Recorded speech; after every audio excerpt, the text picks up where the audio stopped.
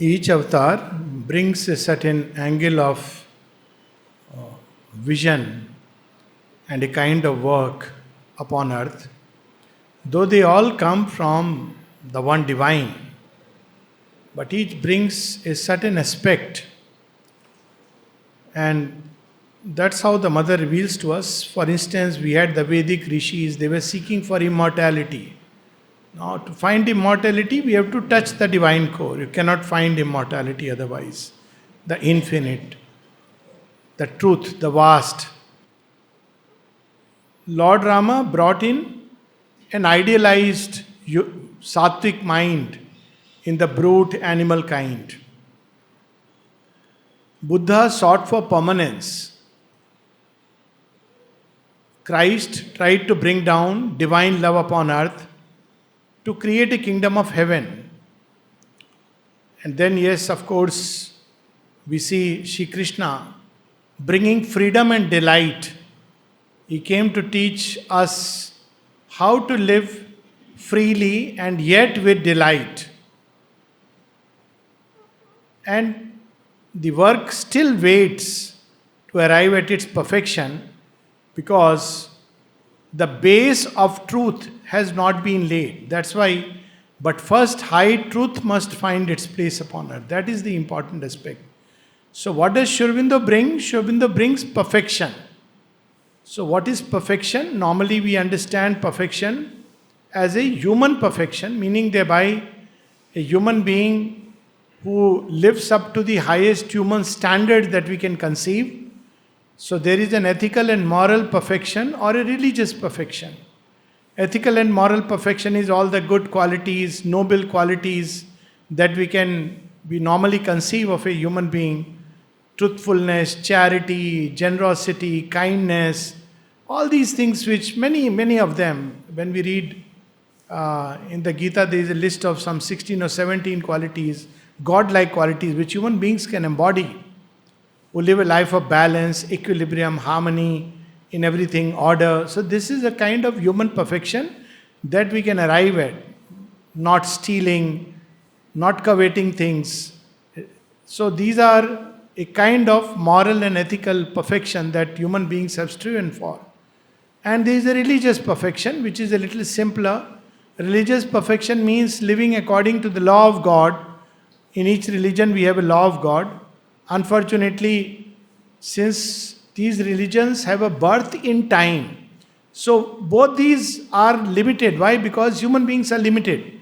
So religious law is given in a certain context. It is meant to prepare us for something higher.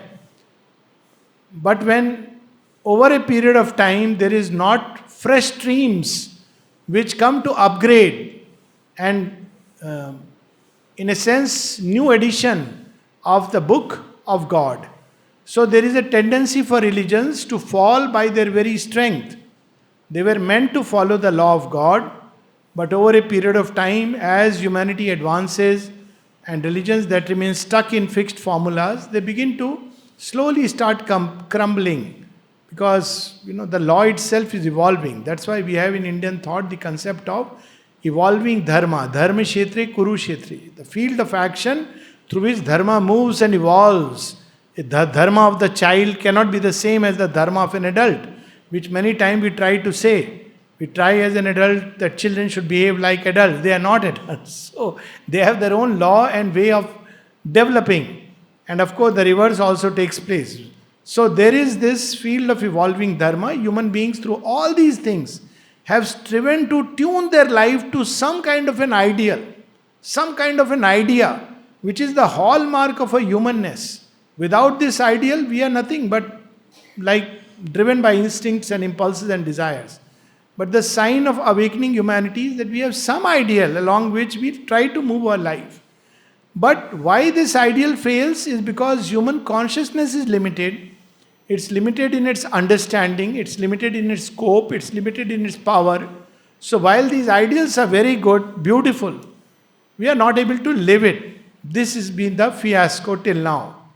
So because of this, there is another line of spiritual seeking which says on earth you cannot establish the ideal. Better to seek this ideal inside. And that is how people sought and found the perfection within. Buddha, he sought for permanence. So you cannot have permanence in earthly life, but you can discover the permanence within. So this was possible. We cannot make earthly life perfect, but we can discover the divine perfection within. So there is a very beautiful passage of Sri Aurobindo in the Human Cycle, where he talks about advent of the spiritual age, and he says, when will the spiritual age come? He says, divine perfection is within. That is well known. But to bring this perfection into the most external things, that is the meaning of divine living. That is the meaning of spiritual life. Anything else and lesser, he doesn't accept it as true spiritual living. So discovering the perfection within in a state of trance or in some exalted state is all right. But to sustain it, to bring it in our everyday life, everyday activities, everyday motion, that is the difficult part and challenging part. And that's why Sri Aurobindo has used the word perfection. So here perfection means, first, every aspect of life has its divine possibility and to be uplifted to its divine equivalent. Thus, for example, human love must become divine love. So we may say that love is beautiful, yes, but in human beings it is not that love. It must be knowledge. We know that we believe we know, and the less we know, the more we believe we know. That's a different story altogether. And within a year or 2 years, you discover that all this knowledge, so it becomes a fancy. People change books now, now for instance, there is a new fanciful thing. Eat this, don't eat this. 100 things, don't take milk. Become a pure vegan. Now I am not against or for it. But don't associate this. Knowledge will change, advance. We'll come to a point where we'll ultimately say it's your consciousness, state of consciousness, which is most important. So, see how mother corrected this. So people often say, very strictly, no, don't drink milk. So now in dining room we get milk. So what do we do? So very simply for us, life is very simple. Whatever mother has given, that's the best. But see what she has written. Receive food. The food that is given to you in the dining room has mother's force in it. That's it. So ultimately that is the overriding factor. So there are truths and truths and truths. And there is the overarching truth from which all of them derive their meaning. So if I drink only a purely vegan food I take and I don't take milk and all, and I am full of fear that if I do all these things right with right checklist, then I'll live a long healthy life. Now I'm being driven by fear. But if I receive it as prasadam, then it's the overarching formula which overrides everything. But this is even not enough. In everything this truth must come. So that is something very beautiful we see. Sri Aurobindo speaks about that this perfect perfection is in every detail of life, in the most external life, in the most outer man. This must manifest. This is a big challenge. So first everything must be lifted to its heights and harmonized. One small thing which at least as 16, 17 I used to grapple with. I spent time thinking, which is greater, kindness or justice? And it took me a tough time. Both are correct and valid in their own right. If there is injustice, it's not right. But what is kindness? But to forgive. So which is greater? So this way, if the goddess of kindness lifted to its divine heights is, well, to everything, even somebody who has injured you, hurt you, you are still kind. But what is the demand of justice? So this story, that a scorpion bit a sadhu, and sadhu threw it back. It didn't do anything. Again rescued it. So somebody asked, why are you doing this? So he says, it's scorpion sabhava to bite, and it is my nature to forgive. Now sound very wonderful. But what he doesn't realize is that this scorpion is not just biting this sadhu. This scorpion is going to bite others also who are going to enter the sea. This is a way of saying that there is a larger context to life. Someone went to Sri Ramakrishna wanting to know whether one should kill mosquitoes or not. And as he went, Sri Ramakrishna had a way of showing things. He saw him beating the mosquitoes to finish that. That's his way of showing. So in human mind, these dilemmas come. Why? Because we are driven by mental ideas. Whereas the divine will expresses itself spontaneously. It doesn't make rules, it acts in freedom. And yet, at a given point of time, it chooses the thing to be done. It's not about being right or wrong, but human mind cannot navigate through that. It needs those yardsticks. So, perfection means this to start with a perfect harmony of all these different aspects of human existence lifted to the divine heights, but there is no sense of imbalance or disorder in them. Why? Because they are all under the law of the divine will. Depending on the divine will, you choose to raise the bow and say, well, fight. Or you choose, like Sri Krishna has own life, you see, when Yudhishthir and others, they lose the gamble. Sri Krishna doesn't say that, pick up the bow and fight. He doesn't say that. It's very strange. But there is a moment when he says, no, now you must fight, even if these are your own. So it is as the divine will works inside. And then to express it in every aspect of outer life. This is the perfect perfection. And why this is relevant? Because you find it so beautifully in Savitri. So we can see it even in the way the Lord is writing and revealing to us the images. We see this perfect perfection. Another beautiful thing that we see about Savitri is that truth, it's a revelation of truth, the highest truth, the most comprehensive truth. But we normally have this idea truth is bare and harsh. So people often ask, you want to hear truth? Do you have the courage to hear truth? It is very bare, very harsh. So my first response is, if it is harsh, it is not truth. Mother has said, truth is supreme beauty, harmony and delight. Now we will read here how truth operates. So we see in Savitri, every aspect is described with such a beauty, such a harmony, such a delight. For instance, and here we come to this page 721, Sri Aurobindo takes at length how he describes when Satyavan opens the eyes and he asks something of Savitri. Then there are 4 lines. Savitri's gesture of touching his feet through her ears, surrounded by velvet love. This is perfect perfection, practical example. And then she says something, and in that speech of Savitri, which we read yesterday, 719 to 720 n, that there is the completest truth he gives for earth and mankind. So, after this, now Savitri has spoken, and it is going to be evening, it's already late. Now see how Sri Aurobindo describes this. I'll read the last 4 lines.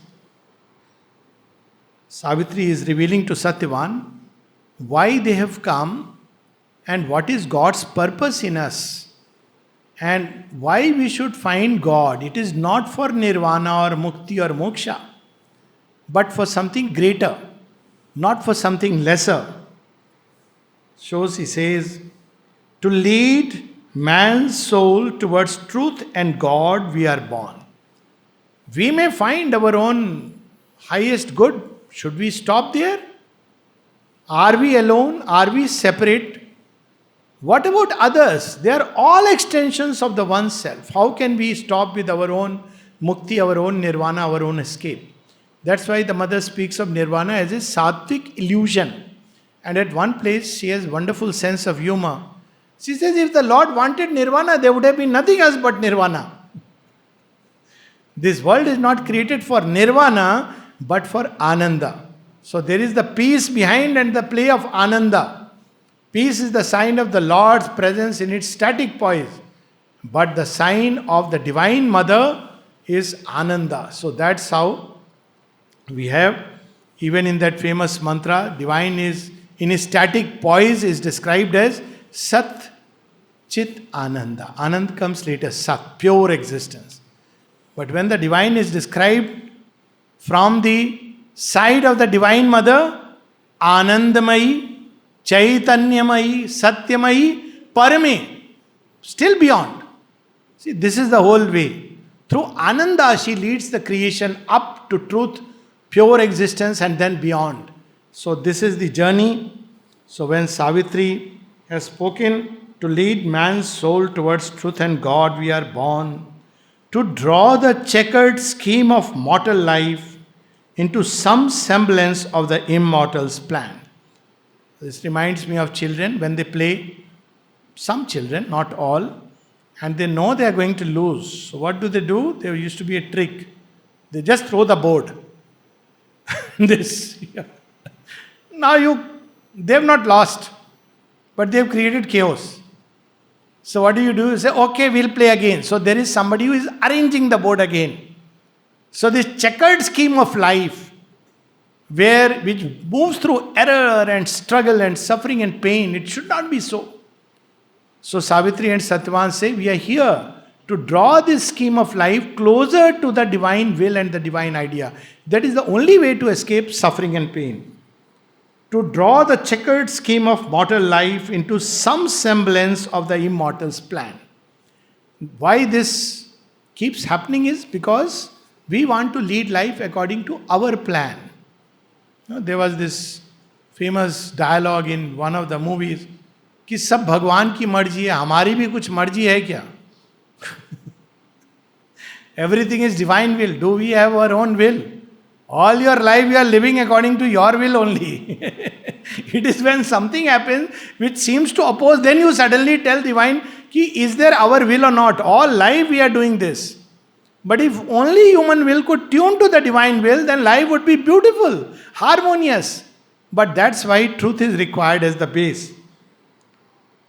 To shape it close to an image of God, a little nearer to the idea divine. This is our purpose, that there is an original plan, the blueprint, which in the mind comes as an ideal, but the mind can never catch the original blueprint. It flashes as an ideal. For instance, people say, love is beautiful, yes, but the mind turns it into human love. And thereby it starts defiling it step by step. So yes, that is true, but it should be that love which alone can slay and save. That is the power of that love. So this is our work, to tune our life to the immortal's plan, to the image of God, a little nearer to the idea divine. The real idea is the supramental. In this lies man's one security, safety, and if ever a radical solution, it lies in this. So what happens after she finishes the speech? Next, what would happen? Now, as I say, it's difficult to picturize these things, even where he gives pure images.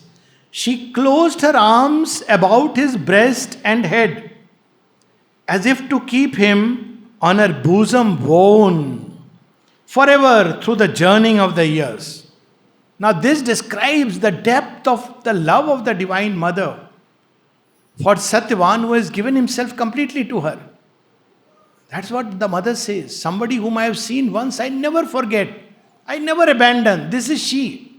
So she holds. Now this we can show in a scene that, she has held someone near to her bosom. But how do you bring that state? That as if to keep him on her bosom woven forever through the journeying of the years. So for a while they stood entwined. Their kiss and passion-tranced embrace, a meeting point. What a word he has used. The last word we can associate with trance is passion. Trance is supposed to be a state of calm withdrawal. But a trance of passion, yes. By a divine intensity, passion itself can change into that state. So it is a divine intensity that is filling a moment. It is a moment. And yet it touches some absolute state. So that's how he describes. And passion-tranced embrace a meeting point in their commingling spirits, one forever. So we don't have this idea that it's a superficial thing. When you embrace, it's not a body, it's a being, and it can go still further. It is the spirit and the soul. That's why when I was a child and I used to have the Ram Leela every year, I think most of the people are aware of this. So there were 2-3 scenes that were displayed. One was Lanka Dahan, which used to be very funny because you have to show Hanuman flying with fire and all this. Then of course Ravan Bad, But after that, there used to be Bharat Milap. So I used to wonder why they are showing this brotherly love so much. Bharat Milap. It is not just filial love. Yes, it is there. But look at the depth. Bharat idolizes him like God. He sits on the throne, keeping his Charan Paduka on the throne. He says, I am only, I am basically a trustee acting on behalf of Rama. If one could live life like that, he says, no, they made me king. But I am a trustee. I will not sit on the throne. He keeps his Charan Paduka. And look at Rama. Rama is in the forest. And when he is killing, one of the asuras tells him, or he hears this, how can you are a sannyasi, you have renounced the throne, why are you doing all this? So he says, I am fulfilling Raj Dharma. Whose Rajya? You have renounced the kingdom. He says, yes, but Bharat is the king. And I still am from that kingdom who has taken 14 years in the forest. I am acting on behalf of the king Bharat. Look at the way he explains things. I am acting on behalf of my king Bharat. It is needed for an Aryavarta which is safe. So he joins India all the way down to Lanka. So that's why Lanka always was with India. If it starts doing friendship with China, it is going against the current of the original plan. It always was. Even with Ravana, he was a Shiv Bhakt. It is culturally one. So anyways, that's a different story. In their commingling spirits, one forever, two-souled, two-bodied for the joys of time. See, this is the answer of the supramental creation. This is the meaning of supramental love. Because supramental is a state of oneness. How can there be love with oneness? So Shivinda describes very beautifully the intensity of supramental love. In supramental love, you know the oneness. Yet, for the multiplying the joy. See, in oneness, you don't have the joy of seeking, finding, uniting. So for the multiplying the joy, the supramental creates several aspects of itself. Every aspect knows that we are one. And then they meet together, and when they embrace in love, they know that it is one, it's not two. That's why the mother so beautifully gave it in a very beautiful formula. When she was asked about love, she says, love is not sexual intercourse. Love is not the heart's hunger for emotion. Love is not even mental companionship. What is love? It is a powerful and mighty vibration that comes from the one and goes back to the one. So what are these two bodies? Love becomes a power to join them together. It increases the intensity through the human vessels, through the human soul. That's why this world has been created. Multiplicity of souls, multiplying the ananda of the one. So there we see two-souled, two bodies for the joy of time. Then, hand in hand, they left that solemn place, full now of mute, unusual memories. See the perfection. Everything is described. Then they hold their hands, hand in hand. They are not just saying, let's walk together. And then they are, what is their state full of? Mute memories. They can't speak about them. What they have experienced is something beyond description. To the green distance of their sylvan home. This is so beautiful. He is revealing. Where are they going? They are walking to their home. This is one way of saying. But they are walking through greenery, another way of saying. Through the green distance of their sylvan home. Returning slowly through the forest's heart. Because they are in that state of joy and ecstasy and beatitude of having found each other again. Round them, the afternoon to evening change. Nothing is missed. In the supramental detail, everything is taken into account. So it was afternoon when all this had happened. Now he is bringing that, simultaneously the backdrop. The painting is changing. Light, see, we read last time, that day was reclining on the sky. draping itself in evening. So here there is another beautiful description. Round them the afternoon to evening changed, light slipped down to the brightly sleeping verge, and the birds came back, winging to their nests, and day and night leaned to each other's arms. This is the beauty. This is truth. You see that harmony, that delight. He is revealing to us what supramental life would be, but in such a way. We walk with, you see, Ghoda, that Tonga people, no, they used to drive the horses. So they have these blinkers on the sides, and then they put something, some time to eat in front, so that the horse can run straight. But supramental vision is totality without losing the focus. This is the beauty of supramental concentration. It's not exclusive, it's all inclusive, yet it can focus to a point simultaneously. That's why we have these three types of supermind.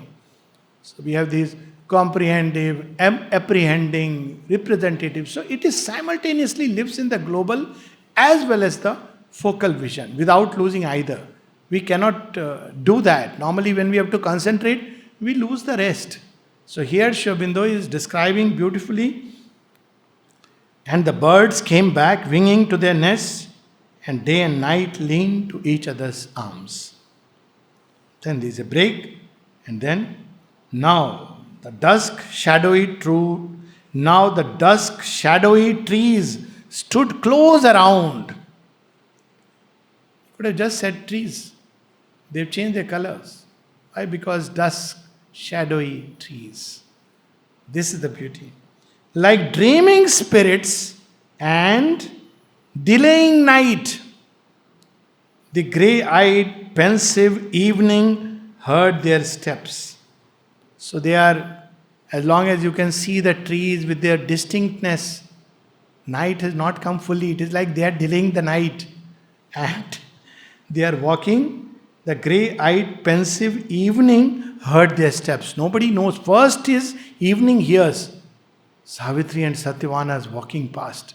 See, when mother says that you cannot live in Pondicherry without breathing my air, this is so true. This air carries that memory and the stamp at the atmosphere. So somebody asked me that, is it true? I said, you experience for yourself. Go out 10 kilometers alone. It's not something which somebody has to tell you. Go out and see. You'll feel it. Why it is so? She has mingled herself so much. And when the divine mingles with something, it always shares. It's not something time bound. It is the merger of the timeless with time. That's why people are drawn again and again. So this is the evening has heard her steps. And from all points, the cries and movements came. Now come the cries and the movements. Of whom?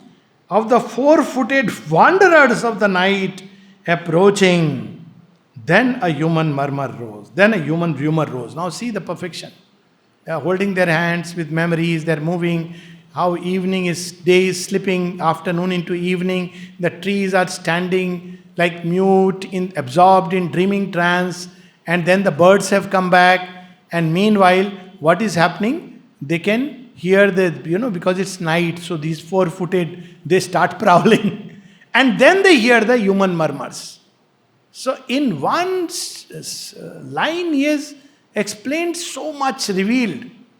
The entire evolutionary journey, if you see, day and night were the first to be created. That's how the Rig Veda describes.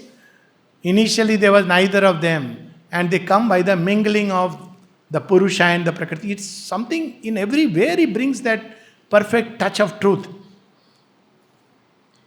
Then a human rumor rose, long alien to their solitary days, invading the charmed wilderness of leaves, once sacred to secluded loneliness with violent breaking of its virgin sleep. He has not yet told us what is this rumor about, but we can understand.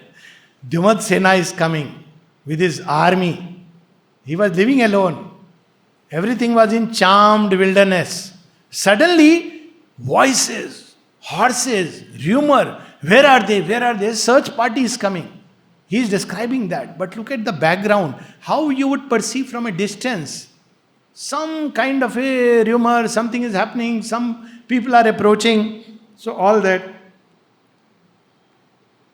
With violent breaking of its virgin sleep, through the screen dusk it deepened still, and there neared, floating of many voices and the sound of many feet, till on their sight broke in, as if a colored wave upon the eye, the brilliant strenuous crowded days of man.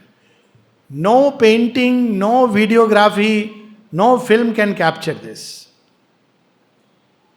See this everywhere in Sri Aurobindo's writings. Savitri touches the heights of heights. In Baji Prabhu, what details. In Ilion, there is a point where he is describing the war in such details. I have read the Mahabharata and of course the Ramayana and then Ilion. You feel this is far beyond, and he is describing a war scene. It's just unimaginable. It's very unfortunate that the pages got lost. Otherwise, Sri Aurobindo did regard Ilion as one of his important works. He wished that it could have been preserved, but it's incomplete. He worked upon it till later days also. But then Savitri, of course, is Savitri. So see how he's describing slowly the voices are rising, climbing, and they're near. Suddenly they are all colored, wearing probably, headgears, and so there is like a colored wave.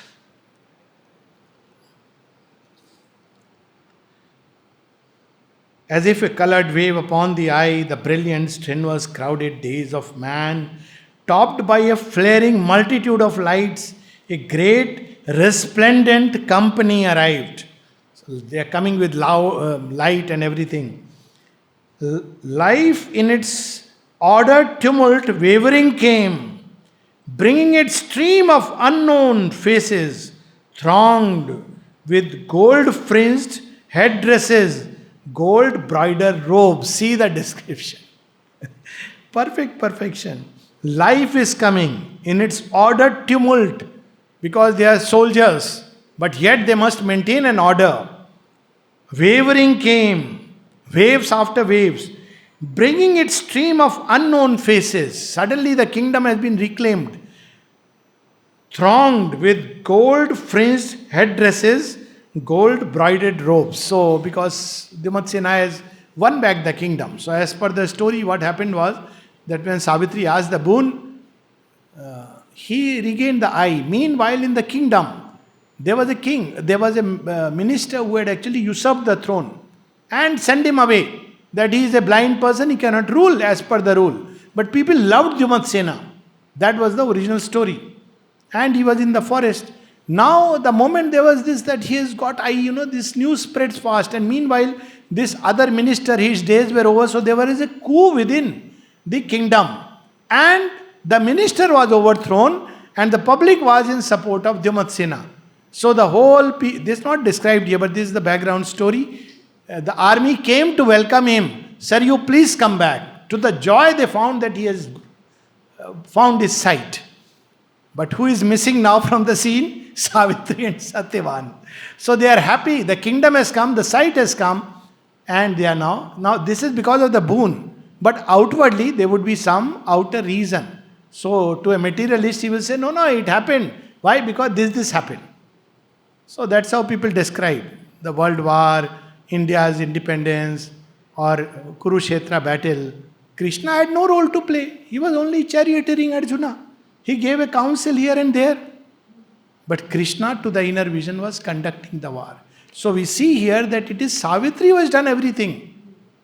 But outwardly, it seems otherwise, because they don't even know.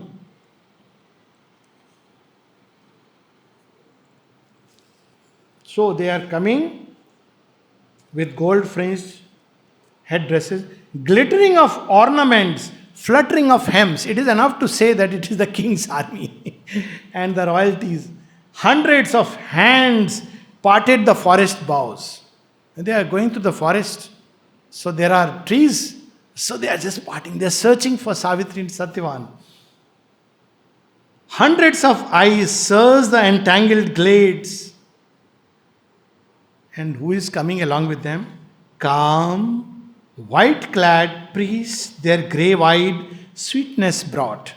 See, this gravity that comes, this graveness of spiritual life, profundity, brings more sweetness. It is not that kind of seriousness where you forget to smile.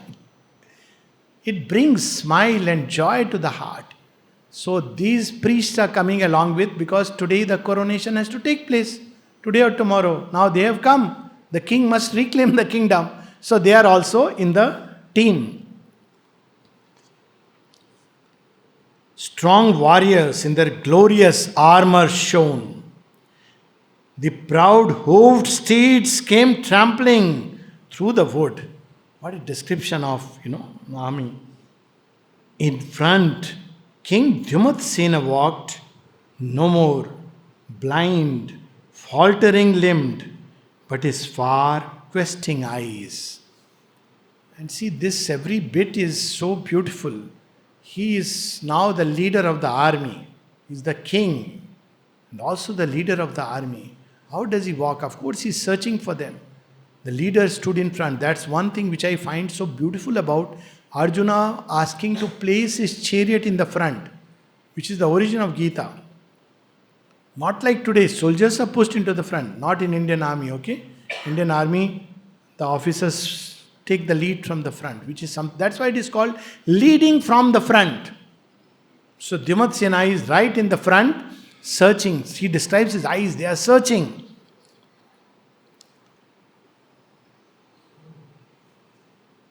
But his far questing eyes restored to all their confidence in light, took seeingly this imaged outer world. Firmly he trod with monarch step the soil. With monarch step. How do kings walk? They're not supposed to run. And he says, Savitri, where are you? Satyavan. No. It's a monarch.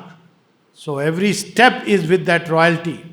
And he is confident of the sight. See, just imagine what it would be for a person who is turned blind to suddenly be able to see. Confident of the light. By him that queen and mother's anxious face. See the description. King is walking like a monarch step, but the mother is anxious. She's a mother. He has questing eyes, but mother shows her feelings, emotions. By him that queen and mother's anxious face came changed from its habitual burdened look, which in its drooping strength of tired toil had borne the fallen life of those she loved. She was not blind, but she had to bear the burden of her husband, once a king, outcast. She did not choose like Gandhari to say, I will also become blind. She said, no, I'll take care, I'll serve him, those whom she loved. So this is how she is by his side. Her patient paleness wore a pensive glow. This description is amazing. You could have said her face was pale with anxiety. But see, when anxiety is mixed with patience, there are two emotions. Anxiety is, already there is the foreboding something wrong will happen. Patience means, though I am anxious, but something good may happen. So patient anxious. How Sri Aurobindo mixes the colors or emotions. Her patient paleness wore a pensive glow. She is prepared. She is deep-thoughted. Like evening's subdued gaze of gathered light, departing which foresees sunrise, her child. So, like evening is becoming pale, yet it knows sunrise will come. So, the child is the sunrise. So, as the evening is the whole mood with the moment with the mood.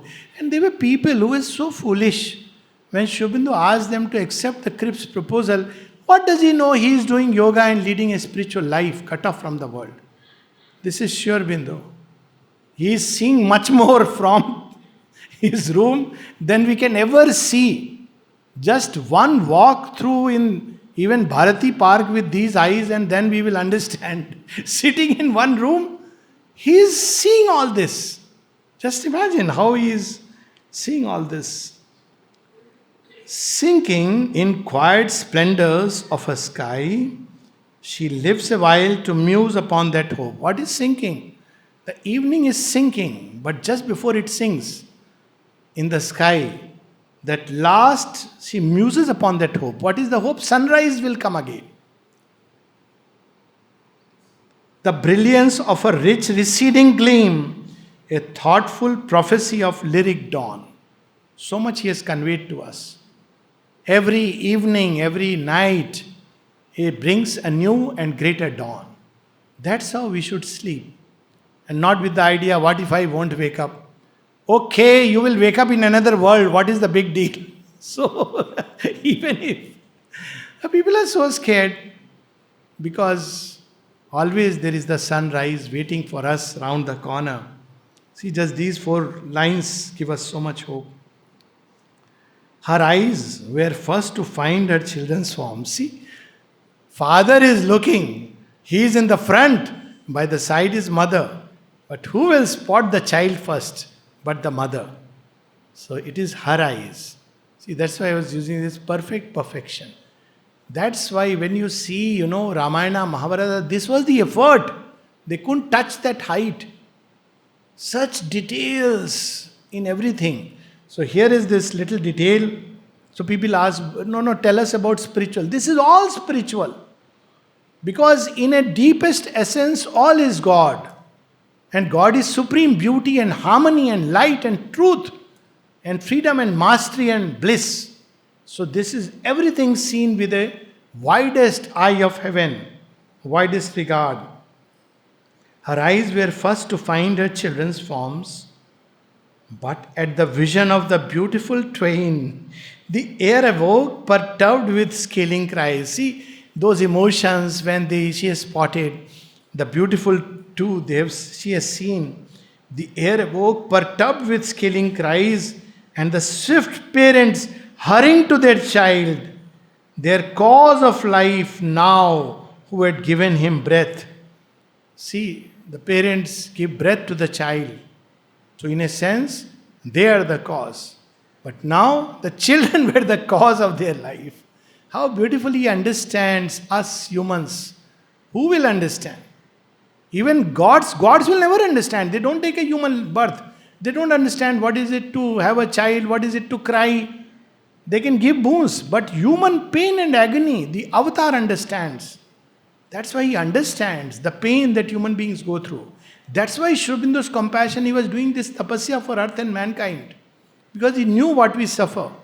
And he didn't want us to suffer anymore and yet lead a beautiful divine life upon earth.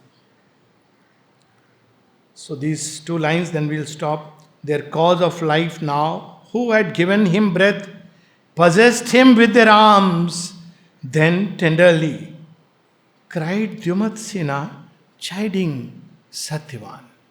So they go, parents, and hold them tenderly. Then Dyumatsena will say something.